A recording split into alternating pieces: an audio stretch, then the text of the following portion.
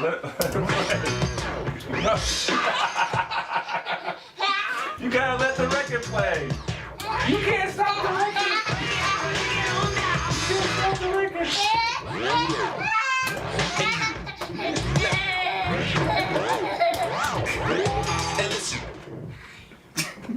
Can I DJ now? Yo, what up? It's DJ Eclipse. We here live, Queens, New York, repping for my crew, Rock Steady, and you are checking out Crate Diggers.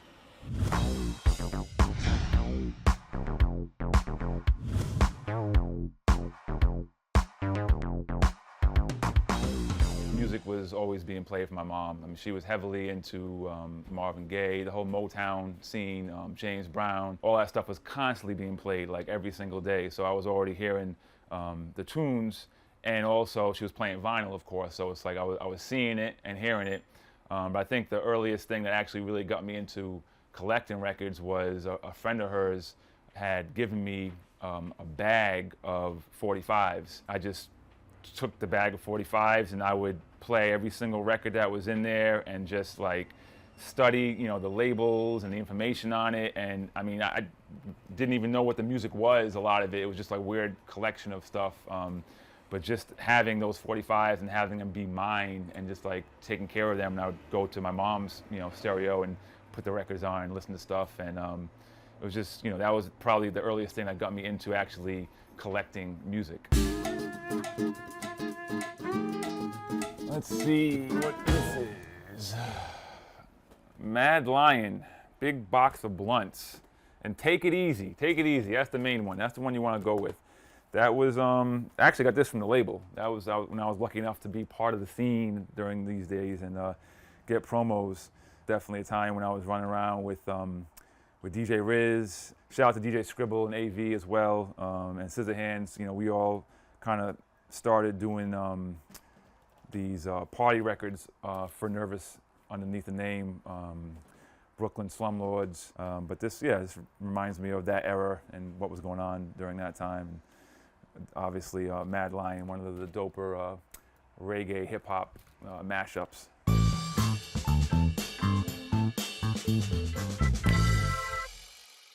The Rapper's Delight 12-inch is what really set off the collecting. And then I even remember, like, because there wasn't a whole lot of hip-hop to buy at that time, I remember going crazy and then, like, you know, those early years, doing the Columbia House 12 for a penny thing, the TV guide, and like, you know, looking for like the closest thing to what I would like, you know, like Prince and Michael Jackson and Madonna and just like anything that was music that, you know, I could vibe with, you know, so I did that.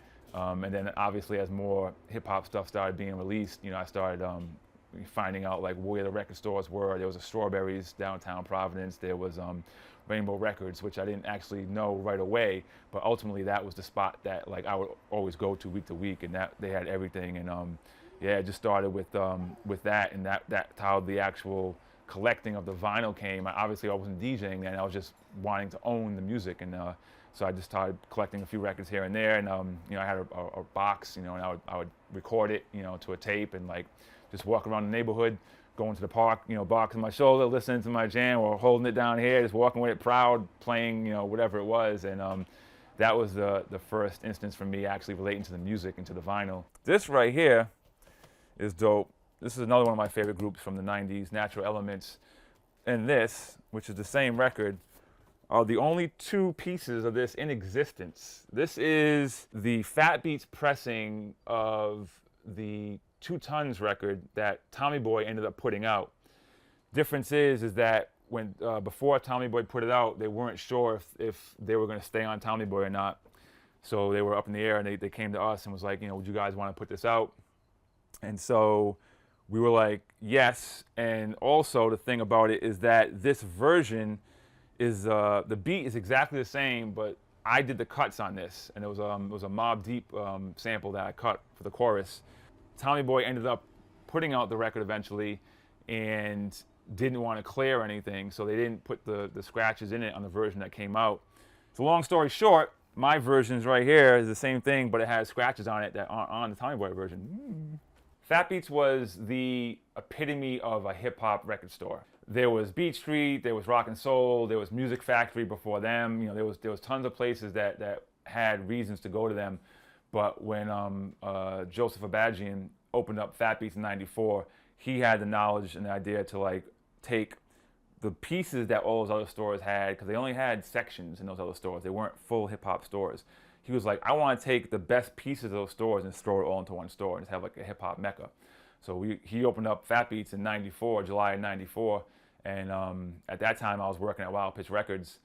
And then Wild Pitch folded in the summer of '95, and so I was already cool with Joe, you know, because I was doing retail promotion at Wild Pitch, so I would always go down to the store and, you know, say what's up and try to make sure he had promos and just, you know, he was taken care of.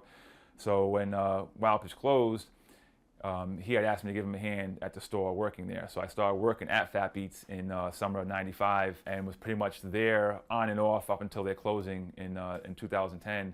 But Fat Beats was the epitome of what you would expect to see for a New York City, you know, record store. Like this record right here, this Street Smarts record.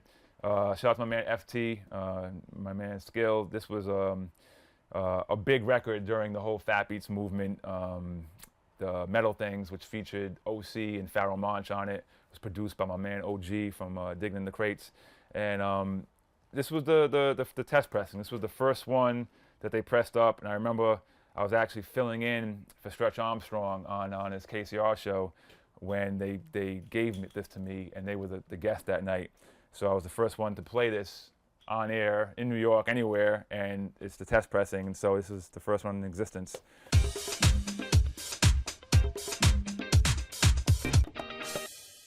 At the height of my record collection, I've had approximately 30,000. And it hasn't differed that much since then. I cleaned house about a year ago when I had my son Max, and I probably got rid of about between 1,500 and 2,000 records. So I'm probably sitting on around 28,000+ right now. So, you know, I don't think it's that much of a difference, 28, 30, it's all the semantics. But, you know, it's like, at some point it's become the walls in here. It's not even just like records, it's actually, I've actually had to put stuff in front of them because they're just part of the walls now.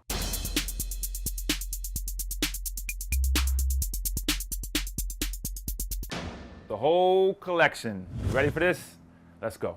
Over there, we start in the corner. That's just a little section of just probably early 2000 stuff. Then we come over here. This is actually a lot of old, probably 80s and 90s house music.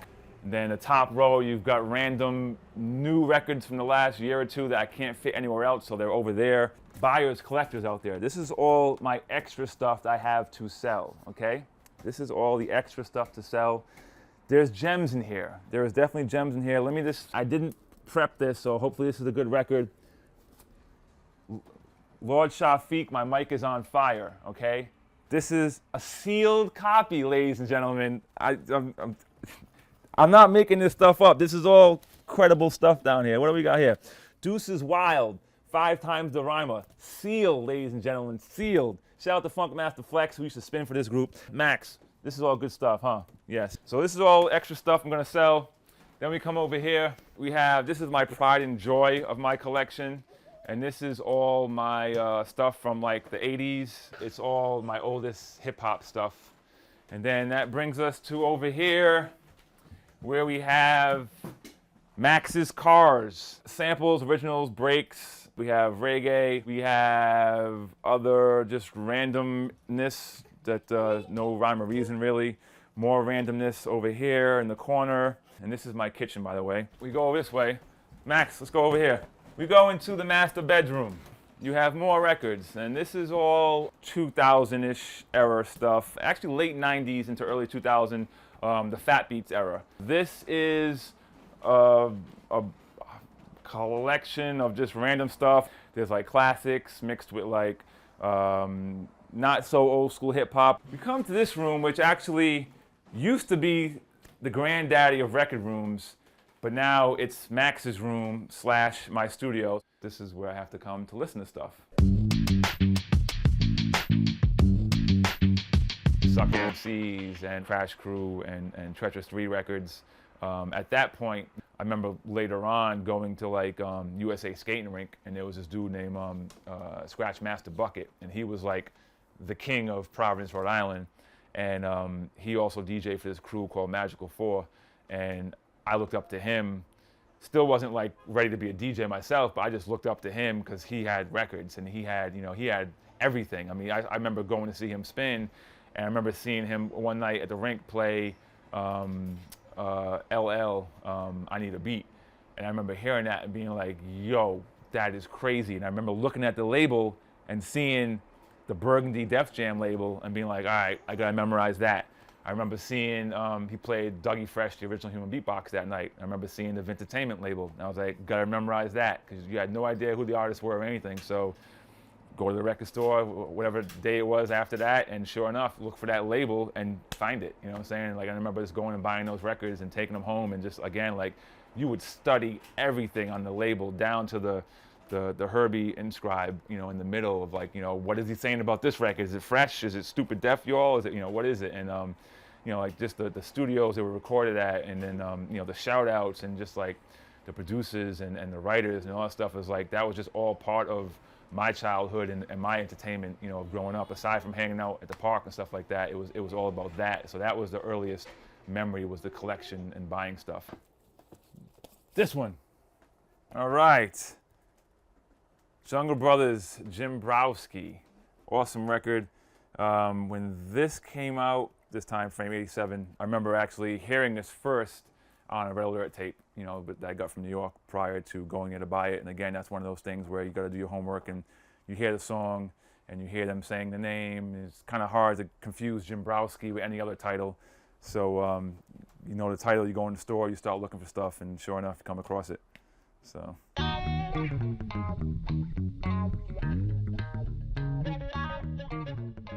In this digital, you know, age, there's too much technology out there that allows everyone and their mother to make a song, whether it's a demo, whether it's an official song, whether it's a video.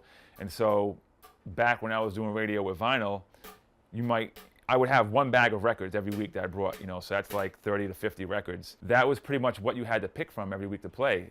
I have now probably 50 to 60 songs a week, every single week, different from the week before, that I have to choose from. So it's just like, it's just too much. It's like, you know, I mean, they're all worth playing. This is the ones I've already sifted through. So it's just like, I really wish it would go back to like being like, you know, the vinyl, you know, format, where it's like you had to be good enough, you had to have the money, the know-how to kind of get to that point of actually pressing up something and having something. Because it's like, you know, survival of the fittest. It's like, are you really serious about doing this? Then just make some vinyl, you know what I'm saying? Press it up and do it. And then you know, then it's more worth the while of having your record and playing it, you know. So I really wish it would go back to the, you know, having just a smaller amount of stuff to choose from.